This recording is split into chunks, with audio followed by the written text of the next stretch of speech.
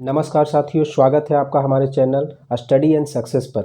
RRB group D का exam जो 17 तारीख से स्टार्ट हो रही है, मेरा रिक्वेस्ट है कि आप जितने भी लोग आरआरबी ग्रुप डी का एग्ज़ाम में शामिल हो रहे हैं, इस चैनल को आज ही ज्वाइन कर लें।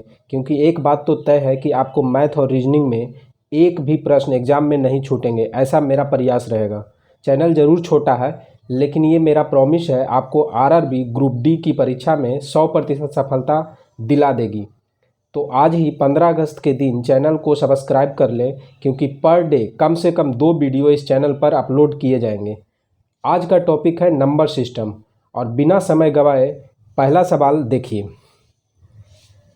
पहला सवाल है, 1 से 200 के बीच कितने पूर्णांक हैं जो 2 या 3 दोनों से विभक्त हो जाए। ये प्रश्न जो है आरआरबी 2004 की परीक्षा में पूछा गया सवाल है।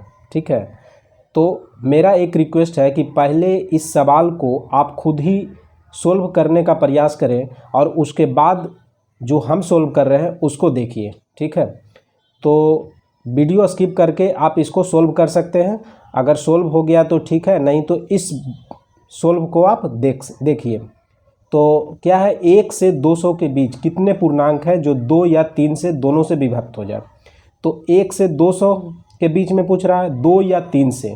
तो हमको ये प्रश्न में क्या करना है, 2 और 3, 2 से भी कट जाए और 3 से भी कट जाए, यानी 2 और 3 का एलसीएम ले लेना है। ठीक है, 2 और 3 का एलसीएम ले लेना है। तो 2 और 3 का एलसीएम कितना हो जाएगा, 6 हो जाएगा। ठीक है, अब 1 से 200 के बीच, तो 1 से 200 के बीच कौन कौन संख्या होगा, जो देखिए 1 तो नहीं होगा, 2 से स्टार्ट होगा, 2 3 4 डॉट डॉट डॉट 199 तक, मतलब 1 से 200 के बीच में ये संख्याएं आती हैं। ठीक है, जो 2 या 3 से विभक्त हो जाए। तो एलसीएम 6 है, तो इसमें देखना होगा कि 6 से कौन कौन कट रहा है। तो पहली संख्या कौन है जो 6 से कट जाएगा, 2 नहीं कटेगा, 3 भी नहीं, 4 भी नहीं, 5 भी नहीं। पहली संख्या जो है हमारा 6 होगा। ठीक है, उसके बाद दूसरी संख्या क्या होगा, 12 होगा, डॉट डॉट डॉट। ऐसे ही लास्ट संख्या हमारा क्या होगा, तो लास्ट संख्या हमारा होगा 198। ठीक है, 198 को 6 से काट के देखिए, चूँकि 199 जो है 6 से नहीं कटता, छोटी 18 1 9, छोटी 18 शेष यहाँ पर 1 बच जाएगा, इसीलिए 199 को नहीं लेना है। और 199 के पहले 198 है, तो इसको 6 से काट के देखिए, छोटी 18 1 8, छोटी 18, यानी 6 से ये कट जाएगा। तो संख्या क्या होगा, 6 12 198। तो इसके मतलब ये जो है कितने संख्याएं हैं, यही आंसर होगा। ठीक है, तो ये निकालने के लिए हम एक फार्मूला को यूज करते हैं, और वो फार्मूला क्या है, TN बराबर। इसको आप पूरी तरीके से याद कर लें। ठीक है, क्योंकि इससे जो है, इस पर आधारित बहुत सारे प्रश्न एग्जाम में पूछे जाएंगे। TN बराबर होता है A plus N-1 into D। अब ये देखिए TN क्या होता है, TN होता है हमारा अंतिम संख्या। था अंतिम संख्या यहाँ पर क्या होगा, 198। अब बराबर A का मतलब होता है पहली संख्या, आप नोट भी कर सकते हैं। TN बराबर लास्ट नंबर। ठीक है, A बराबर जो होता है फर्स्ट नंबर, पहली संख्या। N बराबर जो होता है टोटल नंबर। टोटल नंबर मतलब टोटल कितने संख्याएं हैं जो हमको इस प्रश्न में निकालना है। और D का मतलब होता है डिफरेंट। D का मतलब होता है डिफरेंट, ये आप नोट करते जाइए। ठीक है, A मतलब पहली संख्या, तो पहली संख्या यहाँ पर क्या हो जाएगा, 6 हो जाएगा, प्लस N का मान पता नहीं है, तो N-1 इंटू D। D का मतलब डिफरेंट, कितना कितना का डिफरेंट है, 6 12 18, तो बीच का डिफरेंट है 6। ठीक है, अब देखिए इसको इधर लाइए, तो इसको इधर लाएंगे तो ये प्लस में है, तो इधर आएगा तो माइनस में कितना हो जाएगा, 192 बराबर N-1 इंटू हो जाएगा 6।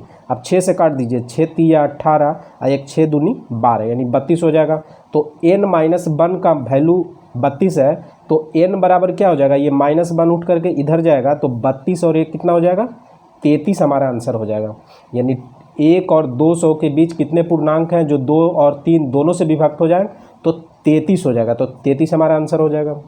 ठीक है, इसको समझने में अगर किसी तरीके का आपको कोई परेशानी हो रहा है, तो आप नीचे कमेंट बॉक्स में क्वेश्चन करिए, उसका हम जवाब देंगे तुरंत। ठीक है, अगला प्रश्न देखिए। अगला प्रश्न है, यदि 1/3/6 एक संख्या कोई लिखा हुआ है, पूर्णतः 11 से विभक्त हो तो बाई का मान क्या होगा। यह प्रश्न जो है आरआरबी 2005 का परीक्षा में पूछा गया था। ठीक है, इसको आप बनाने का प्रयास करिए, उसके बाद इसे देखिए। ठीक है, तो ये देखिए बाई का मान क्या होगा। बाई का मान नहीं दिया हुआ है, कोई संख्या लिखा हुआ है लेकिन बाई यहाँ नहीं है। लेकिन यह जो संख्या है 11 से कट जा रहा है हमारा। ठीक है, 11 से कट जा रहा है, तो ये बाई के जगह पर क्या होगा। तो 11 का जो विभाज्यता का नियम है, कोई भी संख्या जो है एक एक को छोड़ करके आप अलग अलग जोड़िए। ठीक है, जैसे यहाँ लिखा हुआ है 1/3/6, तो यहाँ पहली संख्या अगर पकड़ लेते हैं तो उसके बाद एक को छोड़ करके ये संख्या को पकड़ना है, फिर इस संख्या को छोड़ के इस संख्या को पकड़ना है। यानी यहाँ पर क्या हो जाएगा 1 + 3 + 6, और दूसरा में क्या बच जाएगा, तो यहाँ पर 22 है, एक संख्या को छोड़ करके यहाँ पर भी 22 है, तो ये 22 + 22 ये दोनों जो है बराबर होना चाहिए। ठीक है, तो यहाँ पर देखिए 3 9 9 1 10। अब देखिए 22 के जगह पर क्या रखें कि हमारा 10 के बराबर हो जाए। तो अगर 6 रखते हैं तो 6 6 10 होगा, नहीं होगा, यानी ये ऑप्शन नहीं होगा। 1 रखेंगे 1 1 2 नहीं होगा। 2 रखते हैं 2 2 4 हो जाएगा, यहाँ 10 लाना है, ये भी नहीं होगा। 5 रखते हैं 5 और 5 5 5 कितना हो जाएगा 10, तो 10 हमारा 10 22 के जगह पर 5 रखते हैं तो 5 हमारा आंसर हो जाएगा, यानी 5 + 5 10 के बराबर हो जाएगा। ऑप्शन डी इसका करेक्ट आंसर होगा। अगला प्रश्न देखिए, अगला प्रश्न है 106 × 106 - 94 × 94 = 60। आरआरबी 2006 में पूछा गया है। ठीक है, इसे कैसे बनाएंगे, देखिए 106 × 106 यानी दोनों जगह समान है, तो इसको अगर 106 को a मानते हैं और 94 × 94 यानी 94 को b मानते हैं, तो ये a² - b² के फार्मूला पर सेट है। यानी 106 × 106 को हम लोग लिख सकते हैं 106 का स्क्वायर, माइनस 94 × 94 को लिख सकते हैं 94 का स्क्वायर। ठीक है, तो a² - b² बराबर क्या होता है a + b, यानी ये दोनों को जोड़ देंगे एक बार तो कितना हो जाएगा 200, और a - b, तो ये दोनों को एक बार घटा देंगे तो कितना हो जाएगा 12 हो जाएगा। तो a + b × a - b माने बीच में गुना है, तो अब इसको गुना कर दीजिए, 12 दूनी 24, यानी 2400 हमारा आंसर हो जाएगा।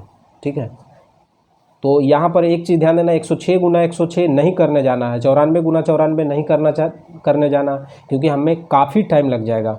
तो ये जो है कोई अलजेब्रिक फार्मूला में सेट किया हुआ है, ऐसा समझने का प्रयास करेंगे। ठीक है, अगला प्रश्न देखिए, अगला प्रश्न है भाग की एक क्रिया में भागफल है 403।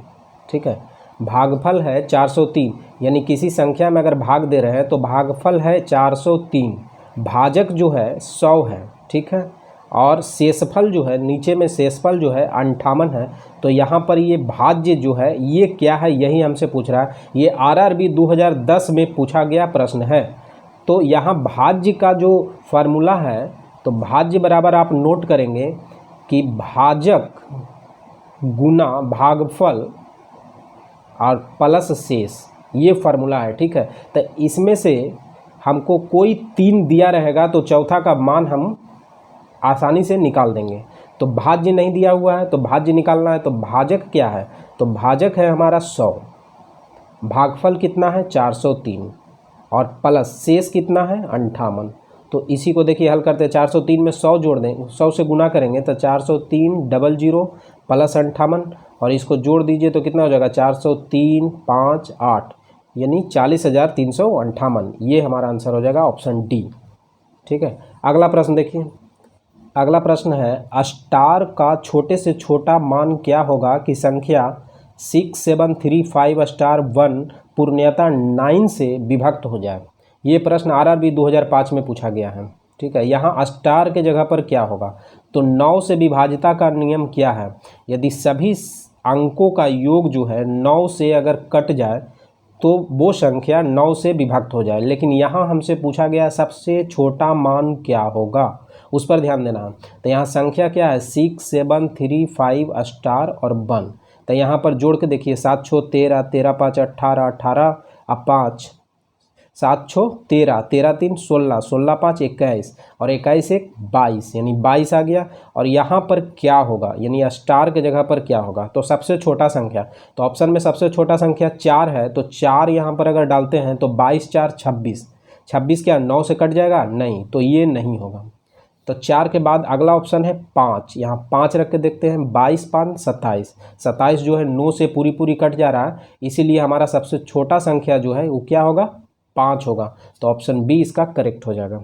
ठीक है, अगला प्रश्न देखिए।